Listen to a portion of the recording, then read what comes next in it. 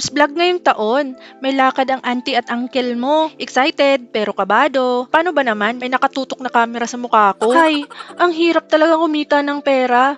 Pero go lang ng go, eka nga. Buti pa tong unggoy na to, feeling opa. Mister ko nga pala, feeling Gen Z. Abay, gusto ng dramatic shot dito. Tatapon lang naman ng basura. Pati daw dito kasi isasama daw niya sa vlog. Tulak kaya kita dyan? Charot! Maya-maya pa'y dumating ng sundo namin. Ito nga pala ang kapatid ko at ang mga pinsan ko.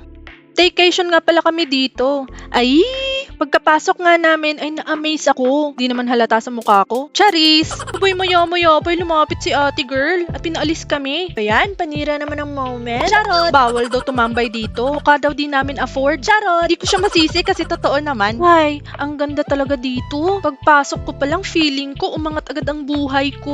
Ganito pala pakiramdam ng social climber. Charot lang. Ay, sarap siguro maging mayaman. Yung pagpasok mo sa mga luxury stores, mabibili mo lahat ng gusto mo at di ka mamatahin ng staff.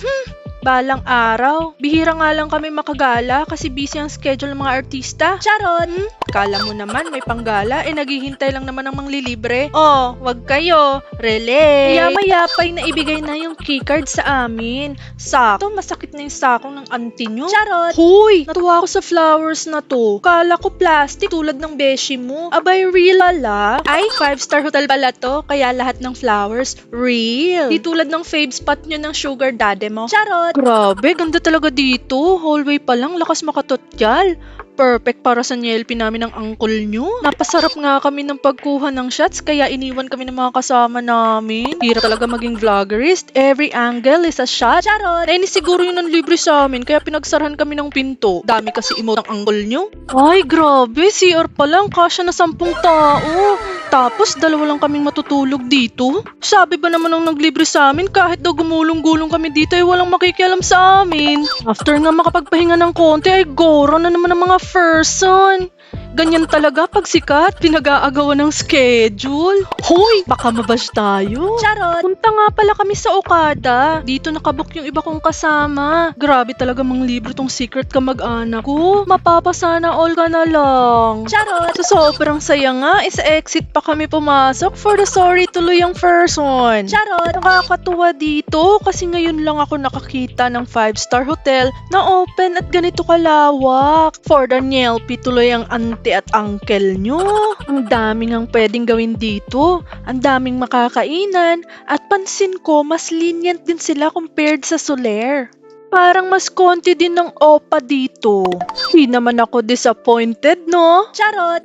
Dito nga pala hiwalay ang resto at shops. Nasa indoor ang mga butik. Grabe, ang ganda ng floor plan dito. Kaya dinadayo dito eh. Buti na lang may financer tayo for today's video. Kung wala siya, di tayo makakagala dito. Charot! Ang dami palang branded shops dito. Compared to Soler, mas carry bell sa mga nandito. Lo, as if kaya bilhin. Nagpalibre ka nga lang eh. Charot! Yung uncle nyo nga, bumalikwas nang makita ang shop na to. Lumabas ang pagiging sneakerhead niyan. Kala mo naman may pambili.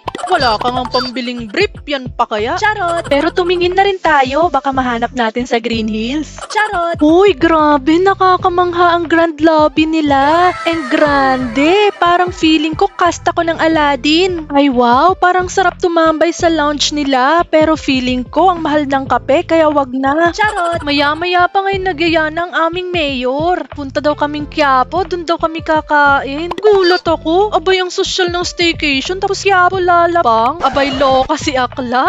Ibang Quiapo palang tinutukoy niya. Totoo lang, kahit wala ng staycation, masaya na ako. Basta may pagkain. Importante talaga, so good. Tapos after 15 to 25 minutes, ready na yung food. Lahat nga kami natakam. Yung uncle nyo, serving spoon na nga gagamitin pang subo eh. At itong kapatid ko naman, kinuha na agad yung isang cup ng rice niya. Siyempre, bigyan ko na ng food tong mister ko. Harsh ako dyan, pero love ko yan. Tatlo kasi I love you.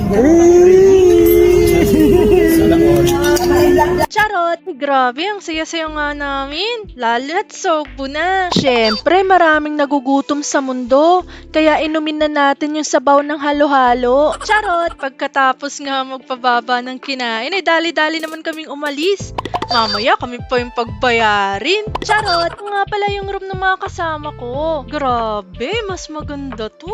Magkano kaya stay dito? Ang generous talaga ni Mayora. Kakaikot na bigla akong naihi. Kaso pagbukas ko ng CR, binulaga ako ng toilet. Napaatras tuloy ihi ko. Charot! Ay, ang ganda talaga dito. Kaso wala silang masyadong complimentary para sa guest. Biruin mo itong chichiray 700 pesos. Tapos pag iangat mo, matik charge sa room. Hilang pala toilet ang matik dito. Pati charge. In all fairness naman, napakaganda talaga ng Okada. Di tulad sa Soler. Dito pwede ka magpasok ng food. At may mga kainan pa sa baba na pasok sa banga. Buti na lang pinakain na tayo ni Mayora. Charot! Kasi sure ako, pagbalik natin ng Soler, tiggutom ang auntie at uncle mo. Charot! Nakabalik na nga tayo ng Soler. Aba, buti na lang may palibreng chocolate at coffee. Tamang-tama, may duty pa tayo mamayang gabi. Charot! Ito nga ang kaabang-abang. Yung paggising mo, tamang kape at tamang sulya sa sunrise.